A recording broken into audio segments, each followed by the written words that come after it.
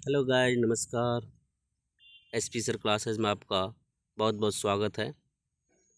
जैसे कि आप जानते हैं, राजनीति विज्ञान से संबंधित श्रृंखला चल रही है और उसमें प्रश्नों का सीरीज चल रहा है। प्रश्नों की श्रृंखला के अंतर्गत दूसरा प्रैक्टिस सेट है, जिसमें राजनीतिक अवधारणा या राजनीतिक सिद्धांत या राजनीतिक विचारक, जिसमें आप प्लेटो, अरस्तु, सुकरात और सिद्धांत के अंतर्गत जो आपको बीए फर्स्ट ईयर या जिस भी एग्ज़ाम की आप तैयारी करते हो, जैसे खासकर LT grade, TGT, PGT, assistant professor और जीआईसी लेक्चरर में सारे प्रश्न आपको देखने को मिलेंगे। और ये जो प्रैक्टिस सेट है, ये जो आज हमारे जो बच्चे हैं, जो छात्र छात्राएँ हैं बीए के, बीए 201, 101 और 201 के, उनके लिए भी बहुत लाभदायक प्रश्न है। एक बार ज़रूर देखें और अगर आप पहली बार विजिट कर रहे हैं तो शेयर ज़रूर करें। शेयर के साथ साथ सब्सक्राइब भी करें, ताकि हमारा भी हम भी मोटिवेट होते रहें और आपको ऐसे ही वीडियो बनाते रहें जिसका आप लाभ उठाते रहें। ठीक है, चलते हैं, ज़्यादा बात ना करते हुए प्रश्नों पर आते हैं। प्रश्न प्रश्न आपके सामने है।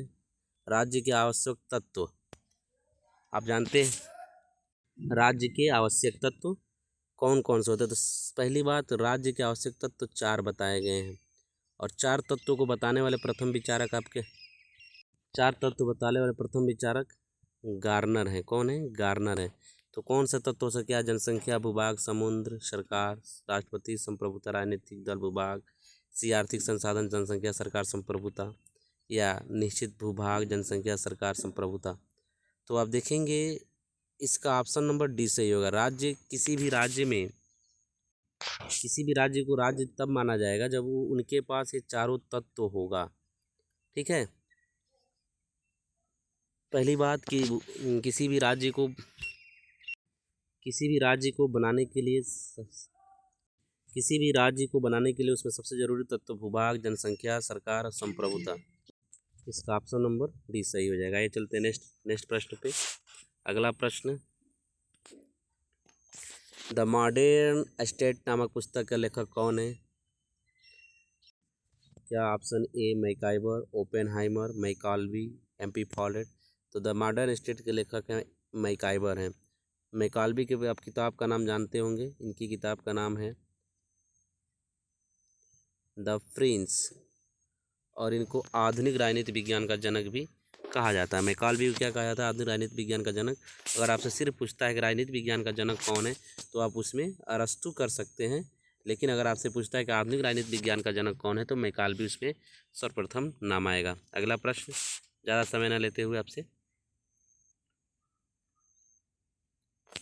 अगला प्रश्न आपके सामने है। राजनीतिक विचारक जिन्होंने पहली बार समकालीन विश्व में राज्य एक शब्द का प्रयोग किया। कहा जाता है कि राज्य शब्द का सर्वप्रथम प्रयोग अगर किसी ने किया तो क्या ऑप्शन है मैकाल्वी, क्या टीएच ग्रीन, क्या प्लेटो, क्या रूसो? तो राज्य शब्द का प्रयोग करने वाले प्रथम विचारक ऑप्शन है मैकाल्वी हैं। उन्होंने सर्वप्रथम राज्य शब्द का प्रयोग किया था और अपने बुक द प्रिंस में इस चीज़ की जिक्र भी किया था कि राज्य वास्तव में है क्या। ठीक है, और प्लेटो की किताब का आप नाम जानते हैं, द रिपब्लिक। रूसो का सोशल कंट्रैक्ट, और शिक्षा पर लिखा गया इनकी किताब का नाम है एमिल। ये भी आपसे पूछ देता है, लेकिन सबसे फेमस अगर इनकी किताब का नाम है तो क्या है? सोशल कंट्रैक्ट, सामाजिक समझौता जिसका नाम है, सोशल कंट्रैक्ट उसका नाम है। अगला प्रश्न आपके सामने है। कौन कौन राज्य की उत्पत्ति का सही व्याख्या करता है? क्या राज्य का देवीय सिद्धांत, क्या समझौता सिद्धांत, क्या विकासवादी सिद्धांत, या आपने सीमित में से कोई नहीं? तो देखा जाए तो राज्य के देवीय सिद्धांत ईश्वर की सत्ता पर विश्वास करता है, जिसमें इंग्लैंड के राजा जेम्स प्रथम और फिल्मर तथा बुज्जे ने इस सिद्धांत का प्रतिपादन किया था।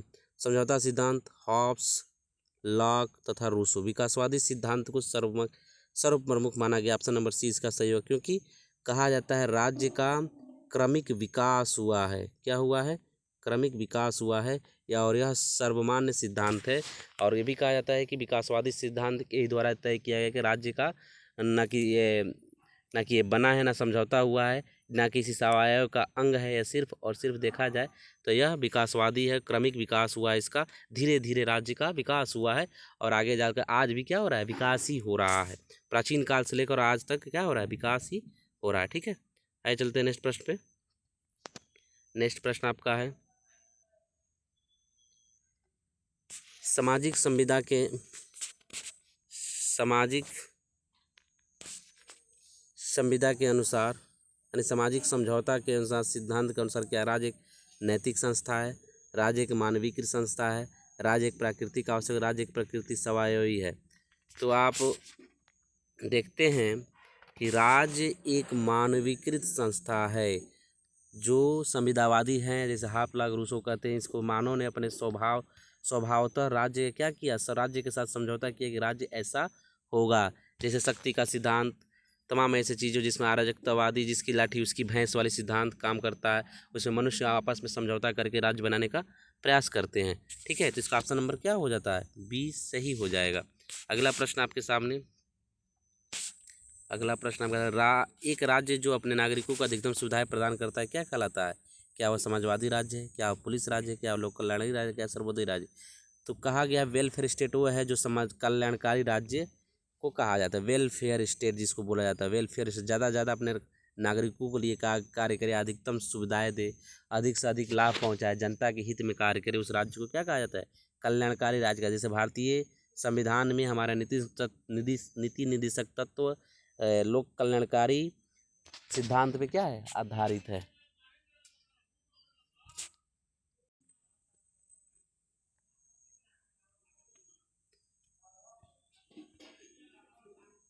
अगला प्रश्न आपके सामने है, किसने कहा राष्ट्र दैविक आदर्श की अभिव्यक्ति है, उसका राष्ट्रीय उद्घाटन है?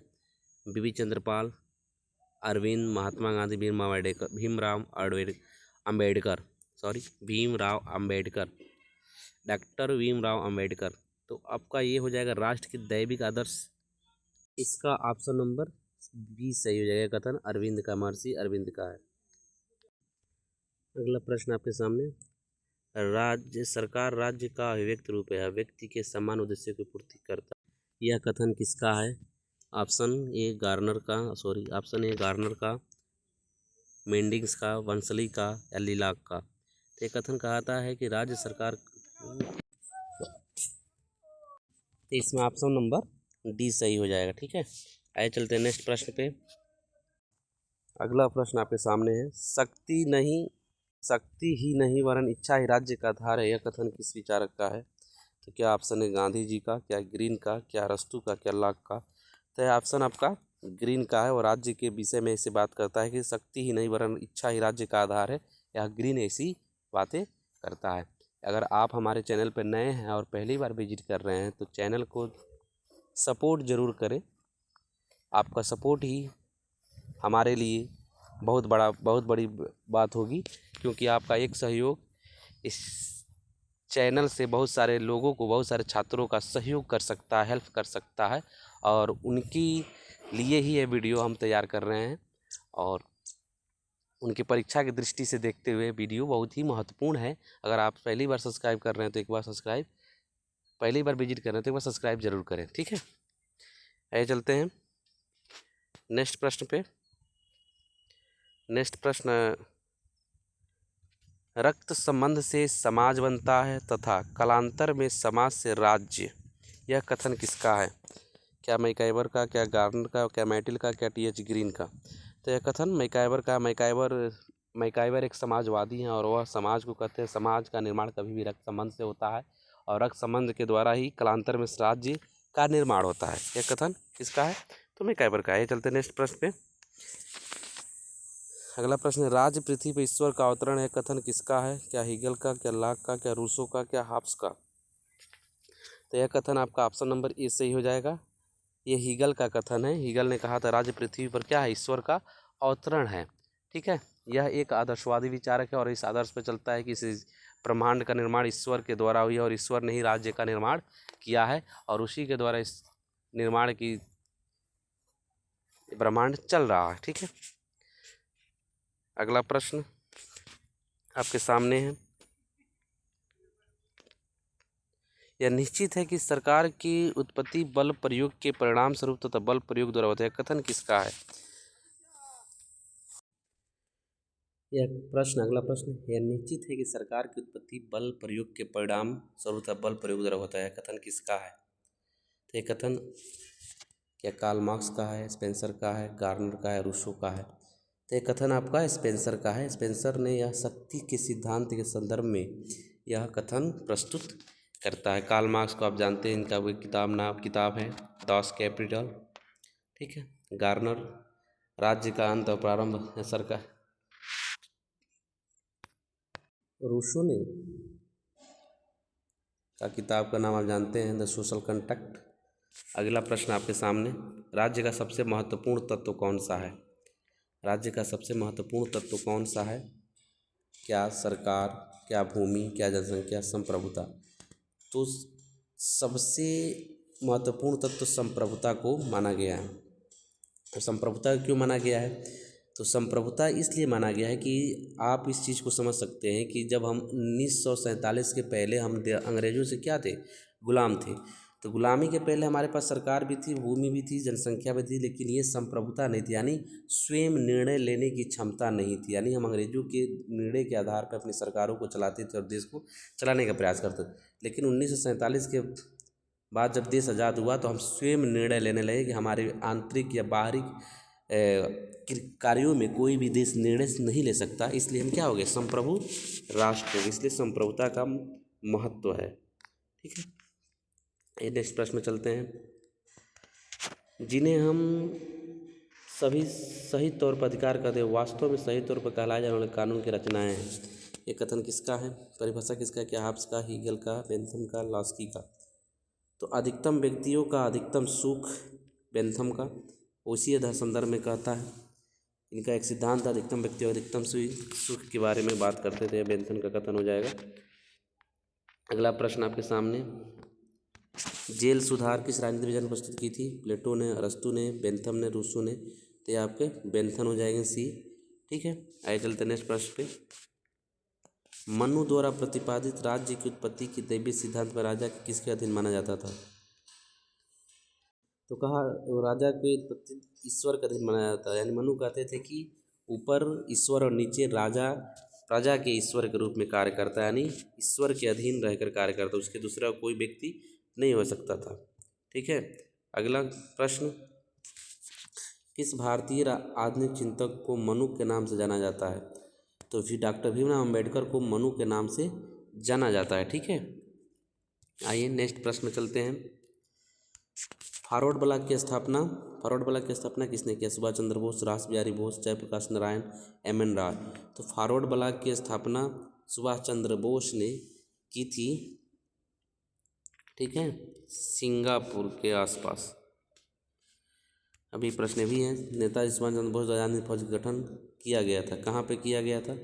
सिंगापुर में किया गया था, ठीक है। अगला प्रश्न, सविनय अवज्ञा आंदोलन गांधी जी द्वारा किस वर्ष आरंभ किया गया? 1921, 1935, 1930, 1942? कहा जाता है कि सविनय अवज्ञा आंदोलन 1930 में, जिसको दांडी मार्च के भी नाम से जाना जाता है, उसी समय दांडी मार्च भी शुरू हुआ था। साबरमती आश्रम से लेकर और दांडी तक 72 प्रतिनिधियों के साथ गांधी जी चले थे, ठीक है। 1942 में भारत छोड़ो आंदोलन होता है, जिसमें गांधी जी ने ही करो या मरो का नारा दिया, ठीक है। अगला प्रश्न, और आज का ये अंतिम प्रश्न था।